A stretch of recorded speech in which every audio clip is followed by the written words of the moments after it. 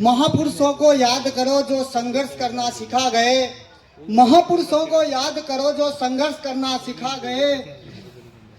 चलना है उस रास्ते पर वो रास्ता हमें दिखा गए।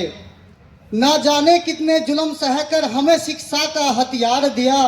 पढ़ो पढ़ाओ आगे बढ़ जाओ, शिक्षा हम पर वार दिए।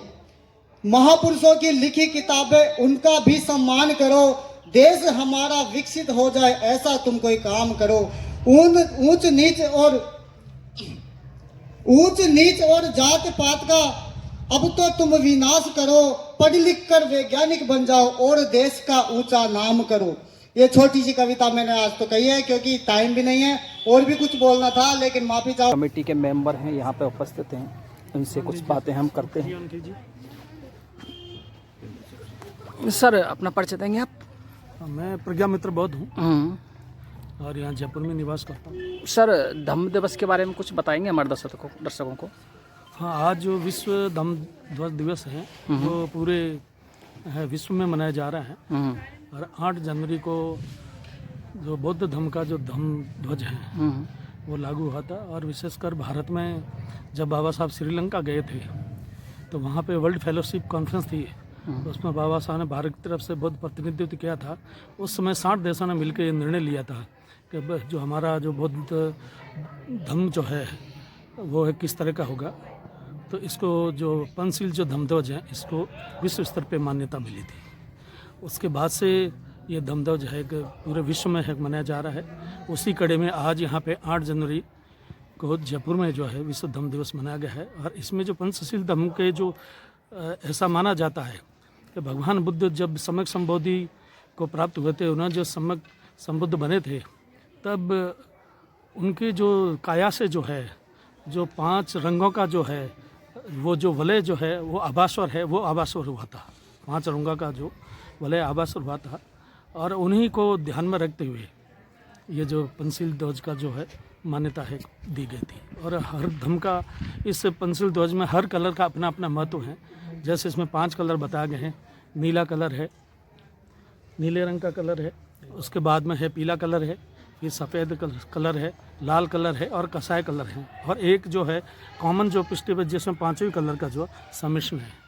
तो ये इन कलर के माध्यम से हमें है कि शिक्षा मिलती है कि हमें धर्म को कैसे आगे बढ़ाना चाहिए, हमें अपने जीवन में धर्म को कैसे आचरण करना चाहिए और किस तरीके से हम दैनिक आचरण और धर्म का आचरण करें जिससे हमारा जीवन श्रेष्ठ हो। सर अभी मैं जैसे देख पा रहा हूँ कि बुद्धिज्म का प्रभाव एकदम ऐसा लग रहा है जैसे ज़मीन से पूरा बुद्धिज्म उमड़ रहा हो। इसका क्या कारण है? जैसे बाड़मेर में भी, अगर जिससे भी ऑल ओवर इंडिया में जितनी भी जगह की घटनाएं कभी बाड़मेर की आती है, कभी कहीं आती हैं, क्रिया के साथ प्रतिक्रिया भी होती है। जैसे कुछ लोग बद्ध स्मृति को जलाते हैं, उनके खिलाफ FIR लॉन्च हो जाती है कि आप लोग गीता को जला रहे हैं। ऐसा क्या कारण है कि जैसे अपन ये बुद्धिज्म एक साथ, ऐसा समाज एकदम बुद्धिज्म को क्यों एक्सेप्ट कर रहा है?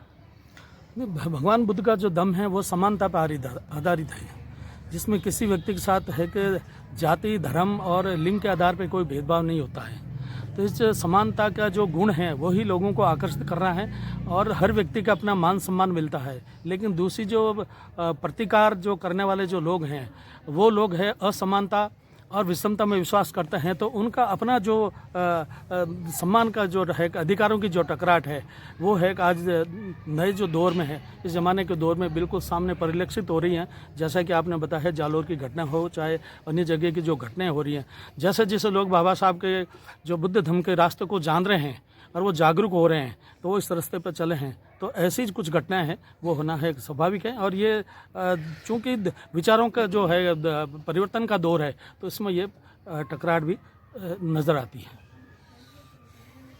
मेरे साथ यहाँ पे जो विजयपुरा में बुद्धिज्म धम्म दिवस पर जो आयोजन हुआ था, इसमें जितने भी कमेटी के लगभग सभी साथी यहाँ पे उपस्थित हैं। हमारे रमेश जी हैं, इधर हमारे महेंद्र जी हैं जो यहाँ पर समय समय पे बुद्धिज्म का काम और मिशन का काम करवाते रहते हैं। महेंद्र जी, सबसे पहले तो मैं आपसे ये जानना चाहता हूँ कि आप विजयपुरा में इतने दिन से हम देख रहे हैं, सबसे ज़्यादा आप मिशन मूवमेंट में बहुत बढ़ चढ़ के भाग ले रहे हैं। इसकी प्रेरणा आप कहाँ से और कब मिली थी आपको? सर हमारे को काफ़ी टाइम हो गया, इससे 2012-13 से ही है और हमारी टीम है। मैं अकेला नहीं हूँ, इसमें 5-7 बंदे हैं जो लगातार काम करते रहते हैं और समय समय पर मीटिंग वगैरह करते रहते हैं। मेरे साथ डॉक्टर सीताराम जी हैं। डॉक्टर साहब, मैं आपसे ये जानना चाहता हूँ कि आप इतने दिन से मिशन मूवमेंट पर काम कर रहे हैं, क्या आपको कभी ऐसा लग रहा है कि अपने को इस मिशन मूवमेंट में कभी हताश होना चाहिए? नहीं, कभी ऐसा नहीं हुआ, बल्कि इसको मूवमेंट में काम करने में मनोबल बढ़ता है और ऐसे मन में खुशी महसूस होती है कि इस मूवमेंट को और बढ़ाया जाए और पब्लिक को जोड़ा जाए और लोगों को ज़्यादा जानकारी दी जाए। इससे क्या कि और भी बौद्ध धर्म की ओर बढ़े और जो जातिवाद है वो ख़त्म हो जाए और सभी मानव एक समान हो जाए और बाबा साहब का जो कहा हुआ है वो कार्य पूरा आगे बढ़ता जाए। ये सोच के हम मनोबल बढ़ाते रहते हैं, बढ़ता रहता है। करीब मैं आपको 7-8 साल से तो मैं यहाँ पे मैं देख रहा हूँ। अब तक आप कितना परिवर्तन आया है अपने समाज में यहाँ पे? काफ़ी परिवर्तन आया है। काफ़ी लोगों में जो पहले नाम से ही डरते थे, आज वो आ रहे हैं, बैठ रहे हैं, अभी आए बैठे हैं, तो काफ़ी लोगों ने इंटरेस्ट लिए हैं और व्यवस्था पे ध्यान भी दे रहे हैं और सहयोग भी करते हैं और हमारा मनोबल उत्साह भी बढ़ाते हैं और उससे काफ़ी परिवर्तन होता रहता है।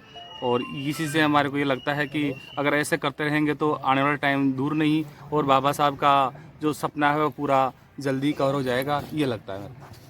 मेरे साथ एक बच्चा है। बेटा, आप अपना नाम बताओगे? बाबा साहब के बारे में आप क्या जानते हो? बाबा साहब के 3 गुरु थे। हाँ, कौन कौन से थे? फूले जी, हाँ, तविसा और बुद्ध। चलो, बहुत अच्छा लगा। ये देख रहे हैं, समाज में एक छोटे से बच्चे को भी बुद्धिज्म और बाबा साहब के मिशन के बारे में जानकारी मिल रही है। आप सभी आयोजकों को हमारे चैनल की तरफ से आप सभी को बहुत बहुत साधुवाद। जय भीम, जय भारत। अशोक कुमार निलय।